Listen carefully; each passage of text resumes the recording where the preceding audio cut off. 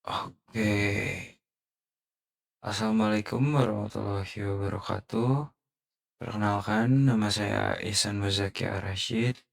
Pada kesempatan kali ini, saya akan mempresentasikan tugas UAS mata kuliah Teknik Kompilasi dengan judul Mini Compiler berbahasa Sunda menggunakan Python pastinya. Proyek ini merupakan implementasi sederhana dari proses kerja compiler, mulai dari pembacaan source code hingga menghasilkan kode Python yang dapat dijalankan nantinya. Bahasa yang saya buat menggunakan bahasa Sunda, tapi basicnya saja, sehingga compiler ini nantinya dapat memenuhi eh, kebutuhan untuk minimal lah nugas gitu, yang dimana merubah keyword menjadi bahasa daerah tertentu. Jadi pertama saya ingin menjelaskan konsep compiler itu apa. Konsep compiler itu merupakan perangkat lunak atau software yang berfungsi menerjemahkan bahasa pemrograman menjadi bahasa lain yang dapat dipahami oleh komputer gitu. Nah, pada proyek ini compiler menerjemahkan bahasa Sunda menjadi bahasa Python. Alur compiler yang saya buat terdiri dari Lexer, di sini ada keywordsnya juga, kemudian parser tree, setelah itu ada parser juga. Jadi sebenarnya itu urutannya itu dimulai dari Lexer, kemudian ke parser, lalu lanjut ke parser tree. Setelah parser tree kita masuk ke AST. Apa itu AST? AST itu adalah Abstract Syntax Tree, yang dimana si sintaks ini nantinya akan membagi ke beberapa pohon, atau bisa kita bilang seperti pohon yang nantinya di bawahnya itu ada turunan-turunannya untuk memecahkan apa yang dimaksud atau inputnya itu apa gitu. Kemudian selanjutnya ada semantic analysis. Ini dia. Setelah itu ada kode optimization, itu untuk mengoptimisasi kode agar tidak ada error.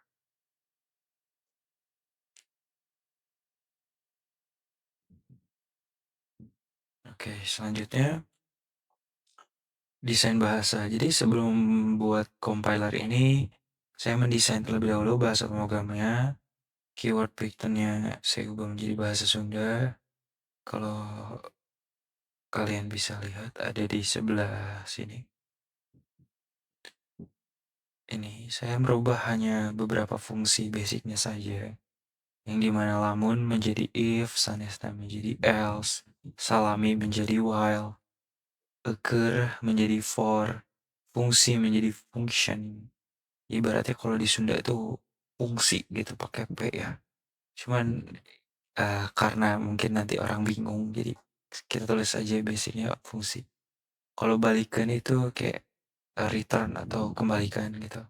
Kemudian atau angka ya angka saja untuk di Sunda. Itu menjadi integer. Terus kemudian tulisan menjadi string menjadi tulisan. Kemudian true itu benar, itu menjadi leres, dan false atau salah itu menjadi lepat gitu. Oke. Di sini saya sudah ada contohnya. Ini contohnya sebentar. Nah, di source Sunda ini jadi kita sederhana saja karena mungkin waktunya mepet. Jadi yang saya buat sini adalah A sama dengan 10, B sama dengan 10. Cetak A plus B lamun A lebih kecil daripada B. Sanesna cetak A lebih besar.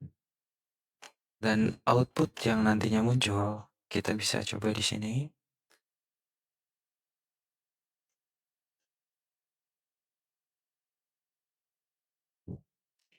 Oke. Nah, ini dia. Ini output yang nantinya muncul. Yang pertama ada identifiernya, assign-nya, number-nya, dan lainnya di sini. Jadi ini berurutan sesuai string yang kita input. Yang dimana identifiernya, assign-nya, number, dan identifier lagi, assign lagi, number lagi, dan seterusnya. Kemudian untuk di parsernya, ini parser tree-nya. Jadi dari program ke assignment, identifier, number, dan lain-lain.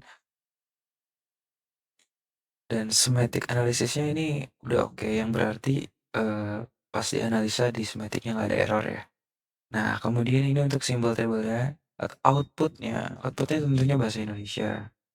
Jadi ibaratnya simbol table, nama, dan nilai gitu. Ya A 10, yang B 10. Jadi urutannya karena A tadi lebih kecil ya daripada B, jadi A kemudian B gitu.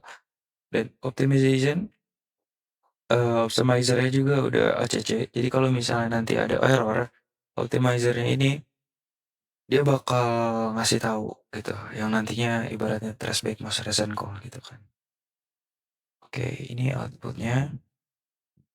Terus untuk eh grammarnya itu saya bisa perlihatkan ada di sebelah sini. Jadi ini grammar yang saya pakai, yang mulai dari program itu menjadi statement list menjadi statement, kemudian assign-nya identifier expression, terus dari print SMT itu cetak open expression, if statement-nya itu lamun ya, pakai lamun dan sanesna. Kemudian untuk expression selanjutnya itu ada plus minus dan lainnya.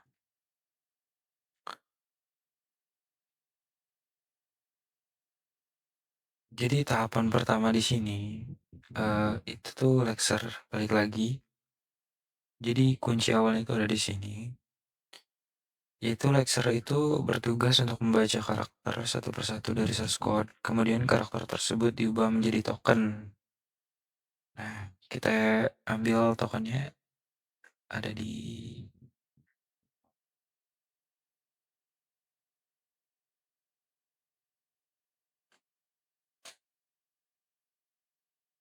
ini simbol table. Ini untuk simbol tablenya ini semantic, ini parser. Parser.tree ini outputnya. Terus ini optimizer.py-nya. Ini mainnya. Jadi untuk ini yang dijadikan x tadi ya, exe.exe gitu. Ini Lexer-nya, ini GUI-nya belum saya isi kebetulan. Kemudian ada compiler token, terus ada kodengan notes.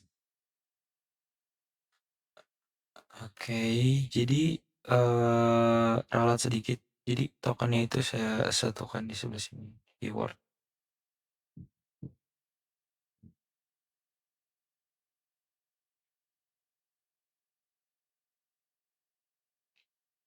Oke, untuk ya paling segitu saja yang bisa saya sampaikan. Eh, untuk kekurangan dari compiler yang saya buat, mungkin cangkupannya belum seluas compiler lain ya. Karena kan namanya mini compiler, jadi masih sederhana dan belum mendukung seluruh sinteks Python gitu. Optimizer yang saya buat juga masih sederhana, sangat sederhana sekali. Jadi memperbaiki, ya ibaratnya mendeteksi errornya itu belum terlalu baik.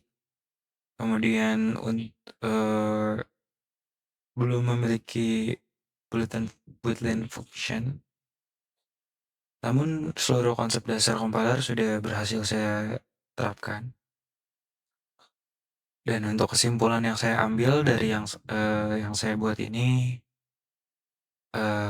project ini berhasil untuk saya implementasikan dari mulai tahapan utamanya, proses lexical analysis hingga code generation, kemudian source code yang ditulis menggunakan bahasa Sunda yang berhasil diterjemahkan menjadi kode Python yang valid dan dapat dijalankan.